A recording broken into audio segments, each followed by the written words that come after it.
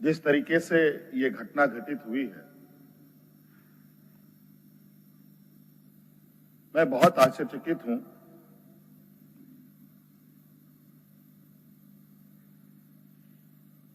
इसलिए कि मैं एक आदिवासी वर्ग से आता हूं। नियम, कायदे, कानून की जानकारी का थोड़ा अभाव रहता है। बौद्धिक क्षमताएं अभी हमारे विपक्ष के बराबर हम लोगों की नहीं है, लेकिन सही गलत की समझ तो हर इंसान भी रखता है, हर जानवर भी रखता है।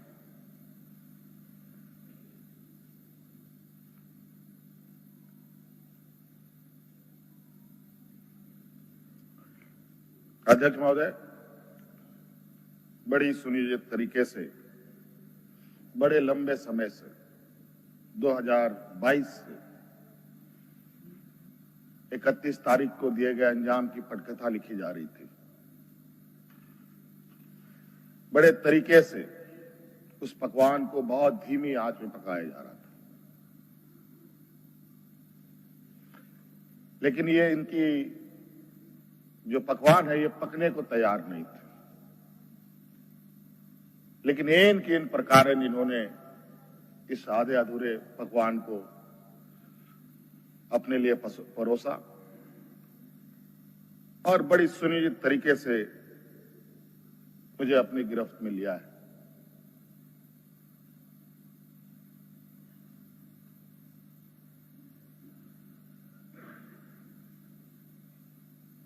और आज कहीं ना कहीं ऐसा लगता है अध्यक्ष महोदय कि बाबा भीमराव अंबेडकर जी का जो सपना था कि सभी जात धर्म के लोग एक समान प्लेटफॉर्म पे आए, एक बराबरी और एक साथ चलें, मुझे लगता है कि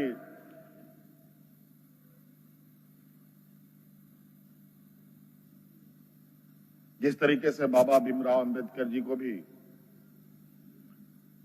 अपना समाज छोड़कर बौद्ध धर्म अपनाना पड़ा, ऐसे ही आदिवासी दलितों के साथ भी आने वाला भविष्य में करने की तैयारी हो रही है।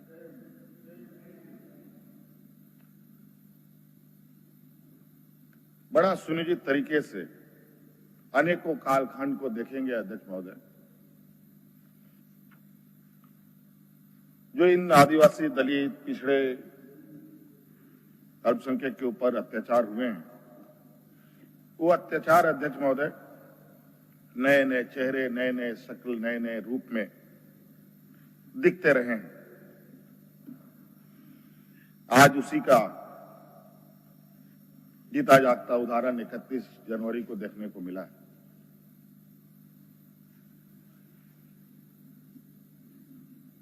और आज कहीं ना कहीं इन वर्गों के प्रति जो हमारे सत्ता पक्ष की घृणाएं हैं, ना जाने इनकी घृणाएं इनको ताकत कहां से मिलती है, ये हमारे समझ से परे है।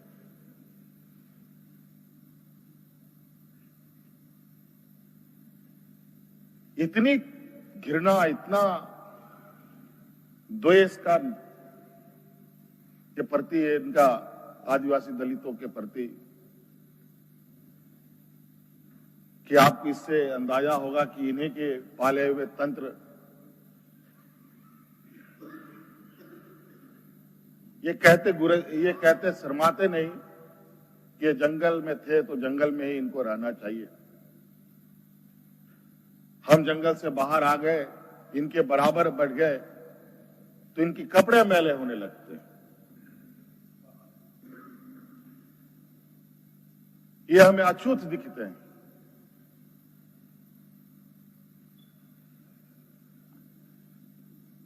और इन्हीं विडंबना को तोड़ने के लिए हमने एक प्रयास किया था अध्यक्ष महोदय, क्योंकि झारखंड आदिवासी दलित पिछड़ा राज्य है। इन समूह को आगे बढ़ने का, इनका मार्ग प्रशस्त करने में हमने कोई कमी नहीं छोड़ी। इनका बस चले तो हम अभी भी जंगल में जाकर के वही 50-100 साल पुरानी जिंदगी में जिए। और मुझे इसका आभास था अध्यक्ष महोदय, जो इनके अंदर छुपी कुंठा है वो आए दिन ये बयां करती थी, इनके आचरणों से, इनके बयानों से।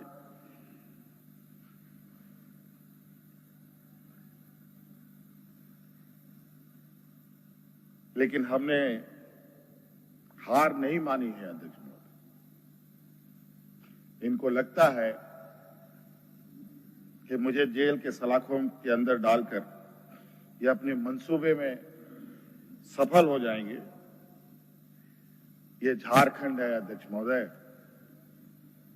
ये देश का एक ऐसा राज्य है जहां हर कोने में आदिवासी, दलित, पिछड़े वर्गों से अनगिनत सिपाहियों ने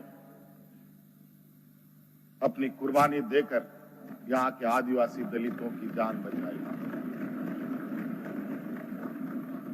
देश आजादी के सपने भी ये लोग नहीं देखते थे अध्यक्ष महोदय, तब से झारखंड के आदिवासी अपनी हक अधिकार की लड़ाई लड़ रहे।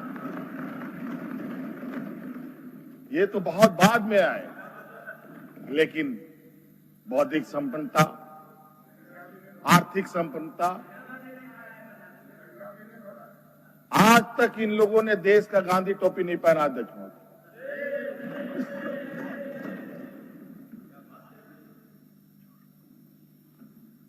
अध्यक्ष महोदय, ईडी, सीबीआई, इनकम टैक्स,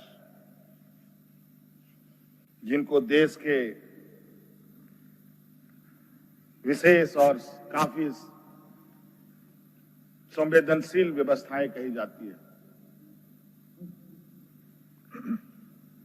जहां करोड़ों रुपया, 12 लाख, 14 लाख करोड़ रुपया डकार कर इनके सहयोगी विदेश में जाके बैठे हैं, उनका एक बाल बाका करने का औकात इनके पास नहीं है। इनके पास औकात है देश के आदिवासी, दलित, पिछड़े के ऊपर और बेगुनाह लोगों पर, और उसमें भी गुनाह किया हो तब की बात तो अलग है, बेगुनाहों पर अत्याचार कर। आज मुझे किस लिए अरेस्ट किया गया अध्यक्ष महोदय?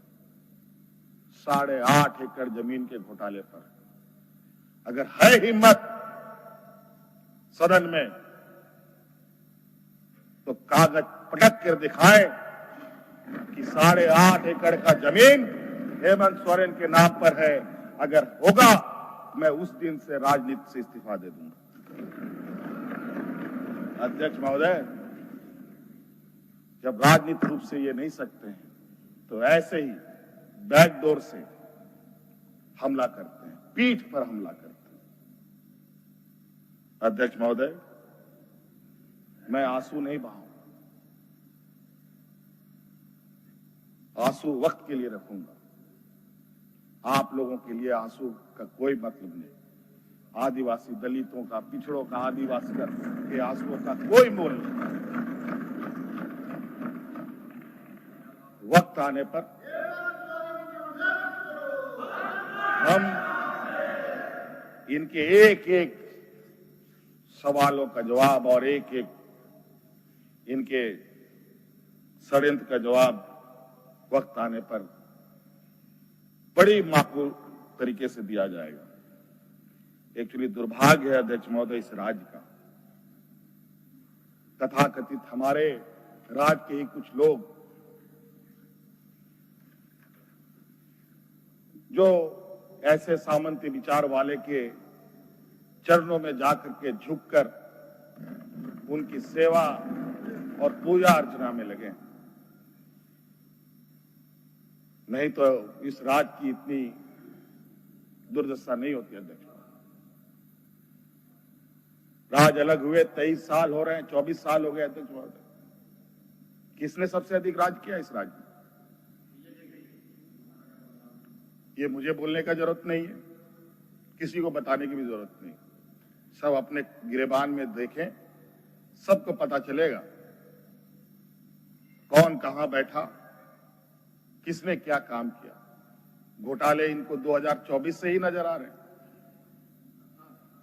2000 से नजर नहीं आ रहे, 2019 से ही इनको नजर आ रहे हैं। आज ये नहीं चाहते अध्यक्ष महोदय, देश का आदिवासी, दलित, पिछड़ा, अल्पसंख्यक देश के सर्वोच्च स्थान पर पहुंचे। ये नहीं चाहते कि ये जज बने, ये नहीं चाहते ये आईएएस आईपीएस बने, ये नहीं चाहते ये राजनेता बने। इन्हीं के साथ बैठे लोग हैं। इन लोगों ने भी आदिवासी नेता बनाया था मुख्यमंत्री। बता दीजिए इन कितने आदिवासियों ने 5 साल पूरे किए। और मुझे पता था ये मुझे भी 5 साल पूरा करने में रोड़े अटकाएंगे। और नतीजा ये हुआ, आखिरी सांस तक कुछ भी करो 5 साल पूरा नहीं होना चाहिए, रिकॉर्ड में नहीं लिखना चाहिए, रजिस्टर में नाम नहीं आना चाहिए। बस यही। अध्यक्ष महोदय, हम लोगों ने सर झुकाकर चलना नहीं सीखा। यही खासियत है आदिवासियों। लेकिन होता है कि सरसों में ही भूत है तो सारा भूत भागेगा कहाँ? माफ कीजिएगा, सरसों में ही भूत है तो भूत भागेगा कहाँ? यहाँ कुछ भूत ऐसे भी हैं जिसकी वजह से ये कठिनाइयों का सामना करना पड़ता है। बहुत प्रयास हुआ, जब हम लोगों ने अलग राज्य का परिकल्पना किया तब भी इन लोगों ने हंसी उड़ाई कि आदिवासी लोग अलग राज्य लेगा। जब हम सत्ता में आए, आदिवासी सत्ता चला पाएगा, कुछ दिनों में गिर जाएगा। मैं हवाई जहाजों में चलता था अध्यक्ष महोदय, उसमें भी इनको तकलीफ। मैं 5 स्टार होटलों में रुकता था, उसमें भी इनको तकलीफ। मैं BMW कार में घूमता हूं, उसमें भी इनको तकलीफ।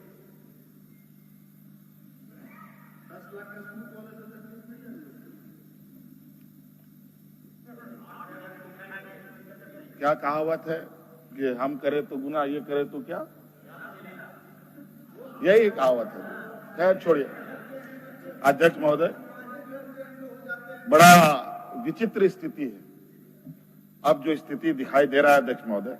कुल मिलाकर झारखंड के परिप्रेक्ष्य के अलावा पूरे देश के पैमाने में अब आदिवासी, दलित, पिछड़ा, अल्पसंख्यक सुरक्षित नहीं।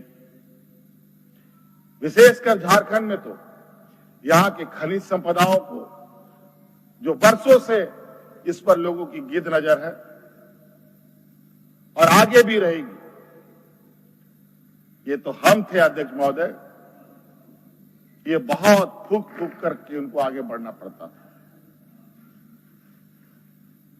ये खुला दरवाजे की आदि हो चुके हैं, इनको कोई रोक टोक नहीं कर सकता।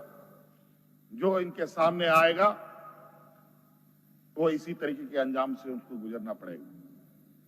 और इनको लगता है ऐसे अंजाम देने से झारखंड के लोग घबरा जाएंगे। ये आप लोगों की बहुत बड़ी भूल है, और इतनी बड़ी ये भूल होगी जो झारखंड का इतिहास आपको कभी माफ नहीं करेगा। अध्यक्ष महोदय,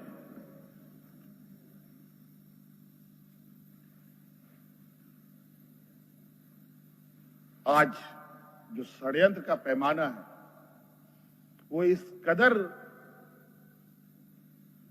बड़े उसके जो दायरे बने हैं, कानून के अंदर रह कर गैर कानूनी काम करना कैसा हो, ये कर किसी से सीखना हो तो इन लोगों से सीखिए और इनके संस्थाओं से सीखिए।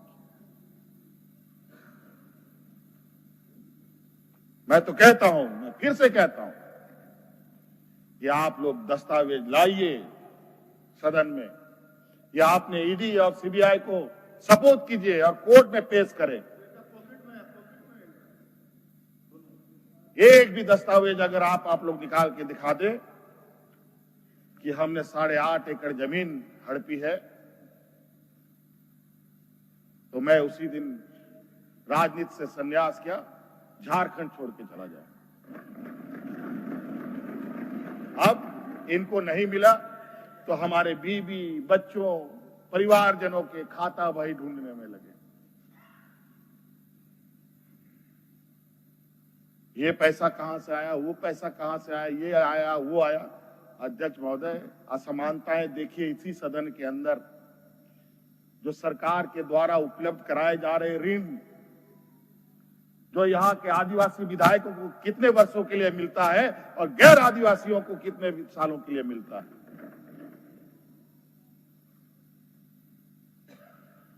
इस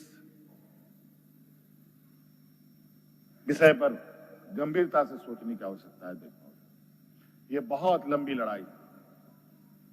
आज जिस तरीके से बड़ा मछली छोटा मछली को खा जाता है, सामाजिक व्यवस्था में भी यही कहानी है। एक बड़ी व्यवस्था छोटी व्यवस्था को खाने का हर बरकस प्रयास करती है। प्रभु राम का प्राण प्रतिष्ठा हुआ 22 जनवरी को। राम राज आ गया, पहला कदम बिहार पड़ा। बेचारा एक पिछड़ा वर्ग का व्यक्ति की क्या हद होगी आप जानते हैं। दूसरा कदम झारखंड पर पड़ा, एक आदिवासी मुख्यमंत्री को निगलने का प्रयास। क्योंकि इस आदिवासी मुख्यमंत्री के शरीर में हड्डियां कुछ अधिक है, इसलिए उस हड्डी को निकालने के लिए ईडी उसका डिसेक्शन करने में लगी हुई है, ताकि हम कैसे इसको निगल जाए। लेकिन इतना आसान नहीं। गलती से गले में फंस गया तो पूरा का पूरा हाथड़ी फाड़ के बाहर। इस वजह से संभल के खाने का कोशिश कीजिएगा। इस वजह से अध्यक्ष महोदय, मुझे कोई गम नहीं कि मुझे आज ईडी ने पकड़ा। जिस तरीके से बंधुदा का सदस्यता लिया, ये आप चुनाव नहीं लड़ सकते हैं। हो सकता है मेरा भी यही हस करे। सत्ता लुलुपता के लिए हम लोग कभी नहीं आए अध्यक्ष महोदय। लेकिन यह बात मैं इस सदन में कहना चाहूंगा कि झारखंड मुक्ति मोर्चा का उदय झारखंड के मान सम्मान स्वाभिमान को बचाने के लिए हुआ है।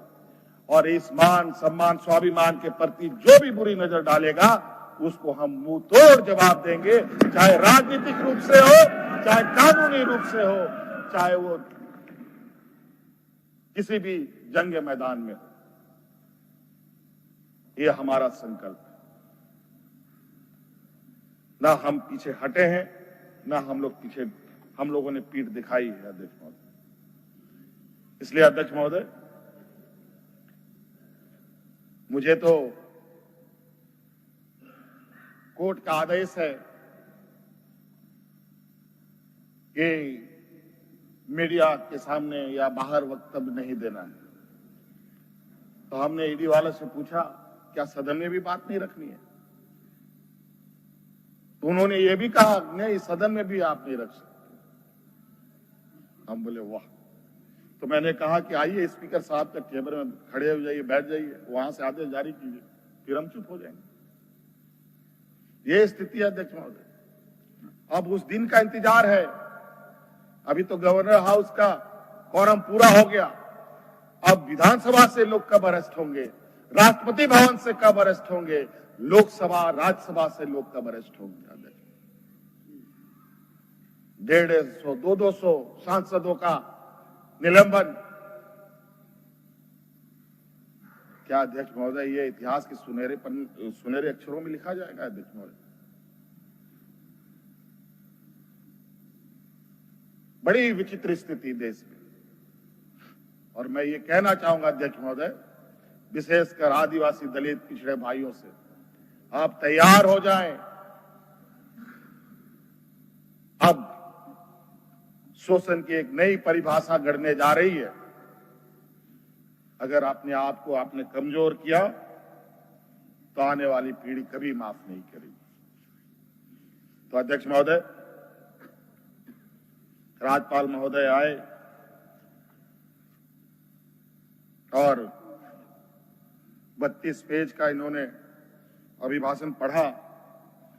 हम लोग लाख चिल्लाते रहे, अध्यक्ष महोदय अभिभाषण पढ़ के क्या होगा जब देश में लोकतंत्र ही नहीं बचेगा। आज हर चीज पिछले दरवाजे से हो रहा है। अध्यक्ष महोदय, खैर इतना तो हम लोग बुद्धि ज्ञान है नहीं, लेकिन समय ऐसा भी नहीं है, समय से बड़ा बलवान धरती में कोई नहीं है और वक्त फिर घूमेगा और फिर हम आपके सामने उपस्थित होंगे और इतनी मजबूती के साथ उपस्थित होंगे कि फिर जो षड्यंत्र कर रहे हैं वो षड्यंत्र आपके धरे के धरे रहे और इस देश के और अपने राज्य के आदिवासी दलित पिछड़ों के लिए जो संघर्ष करना होगा वो करते रहेंगे। धन्यवाद।